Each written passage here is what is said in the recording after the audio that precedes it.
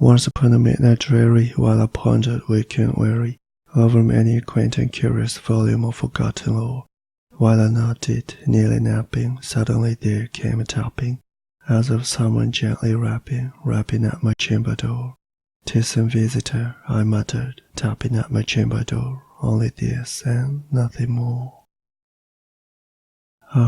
Distinctly I remember it was in a bleak December, and each separate dying ember wrote its ghost upon the floor. Eagerly I wished tomorrow, vainly I had sought to borrow from a book surcease of sorrow, sorrow for the lost Lenore, for the rare and radiant maiden whom the angels name Lenore, nameless here forevermore. And the silken, sad, and sudden rustling of each purple cotton thrilled me, filled me with fantastic terrors never felt before, so that now, to still the beating of my heart, I stood repeating, "'Tis some visitor entreating entrance at my chamber door, some late visitor entreating entrance at my chamber door. This it is and nothing more." Presently my soul grew stronger, hesitating then no longer. "Sir," said I, "or madam, truly your forgiveness I implore, but the fact is I was napping, and so gently you came rapping, and so faintly you came tapping at my chamber door, that I scarce was sure I heard you. Here I opened wide the door, darkness there and nothing more." Deep into that darkness peering, long I stood there wondering, fearing, doubting, dreaming dreams no mortal ever dared to dream before. But the silence was unbroken, and the darkness gave no token, and the only word there spoken was the whispered word, "Lenore." This I whispered, and an echo murmured back the word, "Lenore." Merely this and nothing more. Back into the chamber turning, all my soul within me burning, soon I heard again a tapping, somewhat louder than before. "Surely," said I, "surely that is something at my window lattice. Let me see, then, what thereat is, and this mystery explore. Let my heart be still a moment, and this mystery explore. 'Tis the wind and nothing more." Open here I flung the shutter, when with many a flutter and flutter, there stepped a stately raven of the saintly days of yore. Not the least obeisance made he, not a minute stopped or steady, but with mien of lord or lady, perched above my chamber door, perched upon a bust or palace just above my chamber door, perched and sat and nothing more. Then this ebony bird beguiling my sad fancy into smiling by the grave and stern decorum of the countenance it wore. "Though thy crest be shorn and shaven, thou," I said, "art sure no craven, ghastly grim and ancient raven, wandering from the nightly shore. Tell me what thy lordly name is on the night's Plutonian shore." Quoth the raven, "Nevermore." Much I marvel this ungainly fowl to hear discourse so plainly, though its answer little meaning, little relevancy bore. For we cannot help agreeing that no living human being ever yet was blessed with seeing bird above his chamber door, bird or beast upon a sculptured bust above his chamber door, with such name as Nevermore.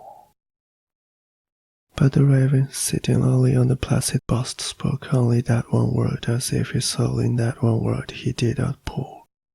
Nothing farther than he uttered, not a feather than he fluttered, till scarcely more than muttered, "Other friends are flown before, on the morrow he will leave me, as my hopes are flown before." Then the bird said, "Nevermore."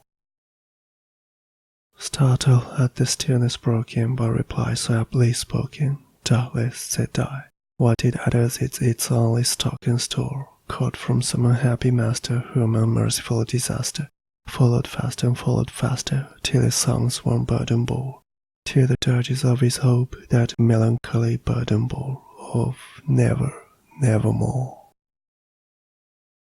But the raven still beguiling my sad fancy into smiling, straight I wheeled a cushioned seat in front of bird and bust and door.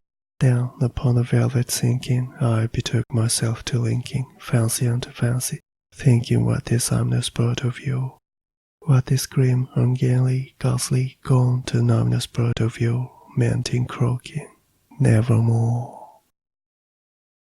This I sat engaged in guessing, but no syllable expressing, to the fowl whose very eyes now burned into my bosom's core. This and more I sat divining, with my head at ease reclining, on the cushion's velvet lining that the lamplight gloated o'er, but whose velvet violet lining with the lamplight gloating o'er she shall press, nevermore. Then, methought, the air grew denser, perfumed from an unseen censer, swung by seraphim whose faint footfalls tinkled on the tufted floor. Wretch, I cried, thy God hath lent thee, by these angels he hath sent thee, respite, and nepenthe, from the memories of Lenore. Quaff, oh quaff, this kind nepenthe, and forget this lost Lenore. Quoth the raven, nevermore. Prophet, said I, thing of evil, prophet still, if bird or devil, whether tempter sent, or whether tempest tossed thee here ashore, desolate yet all undaunted, on this desert land enchanted, on this home by horror haunted, tell me truly, I implore, is there balm in Gilead? Tell me, I implore, quoth the raven, nevermore. Prophet, said I, thing of evil, prophet still if bird or devil, by that heaven that bends above us, by the God we both adore, tell this soul with sorrow laden, if within the distant Aden it shall clasp a sainted maiden whom the angels name Lenore, clasp a rare and radiant maiden whom the angels name Lenore, quoth the raven, nevermore. Be that word a sign of parting, bird of fiend, I shrieked, upstarting. Get thee back into the tempest and the night's Plutonian shore. Leave no black plume as a token of the lie thy soul hath spoken. Leave my loneliness unbroken, quit the breast above my door. Take thy beak from out my heart, and take thy form from off my door, quoth the raven, nevermore. And the raven, never flitting, still is sitting, on the pallid bust of Pallas, just above my chamber door. And his eyes have all the seeming of a demon's that is dreaming, and the lamplight o'er him streaming throws its shadow on the floor. And my soul from out that shadow that lies floating on the floor shall be lifted, nevermore.